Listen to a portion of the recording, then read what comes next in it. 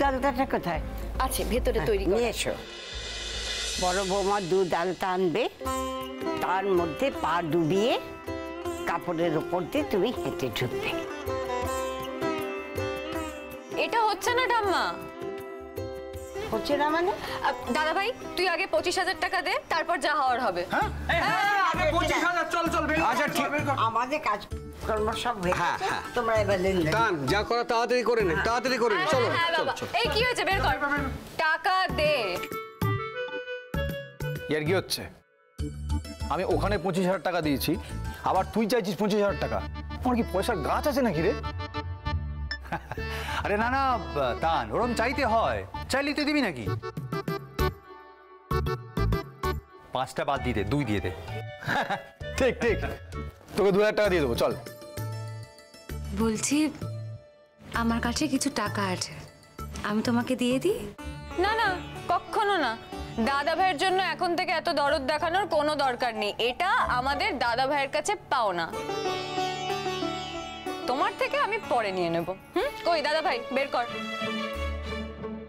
কাবুল বল না, বের কর। দাদা ভাই প্লিজ এইসব করিস না, অনেক প্ল্যান করে রেখেছি, ওই টাকাটা নিয়ে কি করব আমরা, অনেক প্ল্যান আছে, প্লিজ এইসব করিস না। কিরে কি বললাম তোকে? একদম সময় নষ্ট করিস না, যা বললাম দিয়ে দে, 2,000 টাকা দিয়ে দেখুনি। হ্যাঁ ঠিক ঠিক, ছোটকা যা বলছে তাই, আমি তোকে 2,000 টাকা দিয়ে দিচ্ছি, চল। শোনো ছোটকা, তোমার যদি আজকে বিয়ে হতো তাহলে তুমি হয়তো ওই 2,000 টাকাই দিতে, কারণ তোমার বোনরা তোমার কাছে 2,000 টাকাই চাইতো, কারণ তোমার সামর্থ্য সেইটুকুই।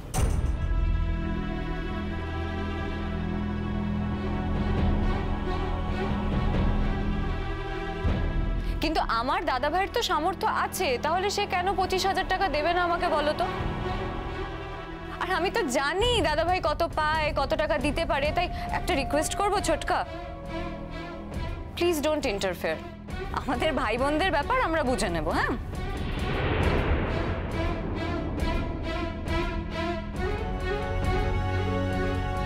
চড়ুই, তুই কিন্তু মাঝে মাঝে বড্ড বাজে কথা বকিস। কি বলছিস, কাকে বলছিস, কোথায় বলছিস, সেগুলো একটু খেয়াল রাখার চেষ্টা কর। বাবা, আমি যা বলি সত্যি কথা বলি আর একদম স্পষ্ট কথা বলি, তাই আমার কথা অনেকের খারাপ লাগে, কিন্তু আমি যে কথাগুলো বলেছি সেটা তো সবটা সত্যি, সেটা সবাই মানবে। কি ছোটকা, আমি ভুল বলেছি কিছু বলো? না না, ভুল বলবি কেন, তুই ঠিকই বলেছিস। তুই মাঝে মাঝে এরকম আমাকে মনে করিয়ে দিস আমি কত অপদার্থ, আমি কিছুই করতে পারি না। আমার শুনতে ভালোই লাগে, খারাপ লাগে না।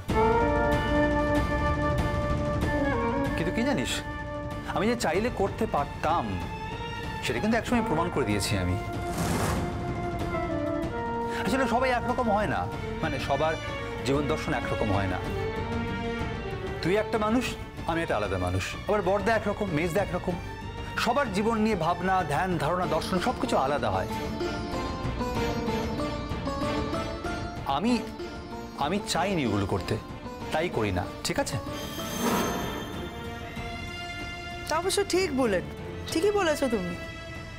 জয়েন্ট ফ্যামিলিতে যারা থাকে তাদের জীবন, প্রতিদিনের জীবন চালানোর জন্য যদি দাদা বৌদি থাকে না, তাহলে তাদের জীবনটাই একদম অন্যরকম হয়। সমস্যাটা কি বলতো বলে, আমি আর তোমার মেজদা আমরা আমাদের জীবন দর্শনটা ঠিক করে উঠতে পারিনি। বুলেট, এখানে ছোট ছোট ছেলে মেয়েদের আনন্দ অনুষ্ঠান হচ্ছে, তোর তো এখানে থাকার দরকার নেই, তুই যা ঘরে যা। তুমি কেন কিছু বলছো না ছোট ঠাকুরপো? কেন বলছো না? বলো না, মা যে টাকাটা সংসারে দেন সেটা তো মায়ের শুধু এনজয় করার জন্য, শুধু মার এনজয় করার জন্য। কিন্তু মা সংসারে টাকাটা দেন কারণ মায়ের বাকি ছেলেরা দুর্বল বলে। সেটা তো নেহাতে কিছু কম নয়।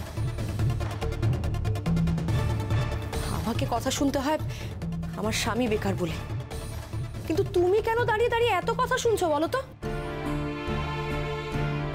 তুমি তো রোজগার করো ছোট ঠাকুরপো, হ্যাঁ হয়তো সেই টাকাটা খুবই কম, কিন্তু করো তো। আর কারোর তো কিছু মনে থাকে না, সংসারে যখনই কোনো রকম প্রয়োজন হয় তখন সবার আগে বুলেটকেই প্রয়োজন হয়। সে বুলেট যেখানেই থাকুক না কেন। সংসারে তো কিছু কম দায়িত্ব তুমি নাও না ছোট ঠাকুরপো। যার যখনই কিছু প্রয়োজন হয় সবাই বুলেটকেই আগে খোঁজে। এ সংসারে জুতো সেলাই থেকে চণ্ডীপাঠ পর্যন্ত সব তো তোমাকেই করতে হয়। তাহলে তুমি কেন দাঁড়িয়ে দাঁড়িয়ে এত কথা শুনছো? আর যদি তুমি একটা বড় চাকরি বাকরি কিছু করতে তাহলে তুমি পারতে এত কাজ করতে?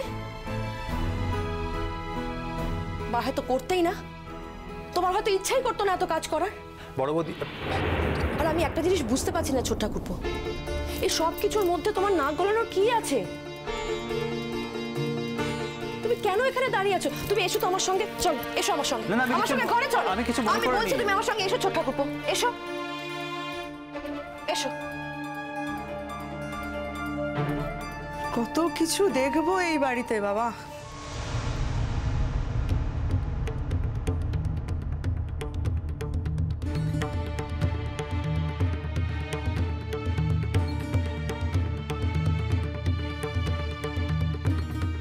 সত্যি তোমার আরো অনেক কিছু দেখার বাকি আছে চান্দ্রী। আমি সেই দিনটার অপেক্ষায় রইলাম, তবে সেই দিন কিন্তু তুমি আমাকে তোমার পাশে পাবে না।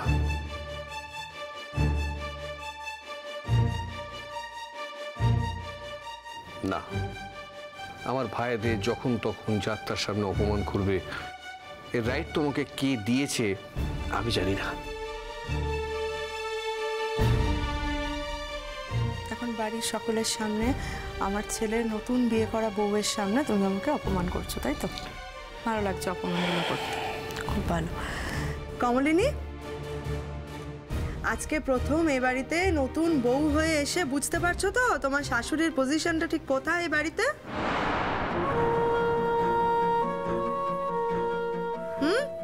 বুঝে চলতে হবে কিন্তু। সরি মা, একটা মেয়ে নতুন এই বাড়িতে ঢুকছে, আর ও ঢুকতে না ঢুকতেই একটা ইমপ্রেশন তৈরি করে দিন ওর মনে। ও নিজের মতো করে বুঝে নিক।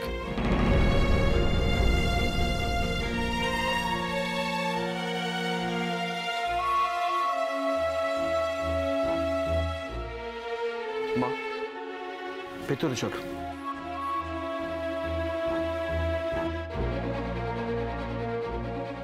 ঠিক হয়েছে, একদম ঠিক হয়েছে। এতদিনে বড় মামি মুখ খুলেছে, খুব ভালো হয়েছে। সবসময় হেলা ছ্যাদ্য অপমান অসম্মান সবকিছু সহ্য করবে নাকি? তুমি ভাবো তো, ছোট মামুর সাথে এইভাবে কথা বলছে। আরে বাবা তুমি চুপ করো না, শুনতে পাবে তো। শুনলে শুনুক, হ্যাঁ শুনলে শুনুক, আমার বইই গেছে। ন্যায্য কথা বলছি, কাজের মেয়ে বলে কি ন্যায্য কথা বলতে পারবো না নাকি? আর যদি বড় মামি না বলতো না, আমি বলে দিতাম। আচ্ছা দাদা ভাই, তুই এসব ছাড় তো। তুই বল টাকা দিবি কি দিবি না, আর যদি দেওয়ার থাকে তাহলে ঠিকভাবে দে। ওরকম ভিখিরির মতো 2000 টাকা আমার চাই না। দেখছি কত আছে দেখছি, আমি দিচ্ছি এখন, বাকিটা পরে দিয়ে দেবো তোদেরকে। শোন দাদা ভাই, ওসব ডিউ স্লিপ টিপ হবে না। আমাদের কাজিন ভাই বোনদের নিয়ে অনেক প্ল্যান আছে, ওই টাকাটা নিলে আমরা অনেক কিছু করতে পারবো। প্লিজ এইসব মানে প্ল্যানের উপর জল ফল ঢেলে দিস না। দে না, টাকাটা দে তো আগে। হাত থেকে বেরোচ্ছে না, বল টাকাটা দে। আচ্ছা দাঁড়া, দিচ্ছি, দেখি কত আছে, দিচ্ছি তোদের।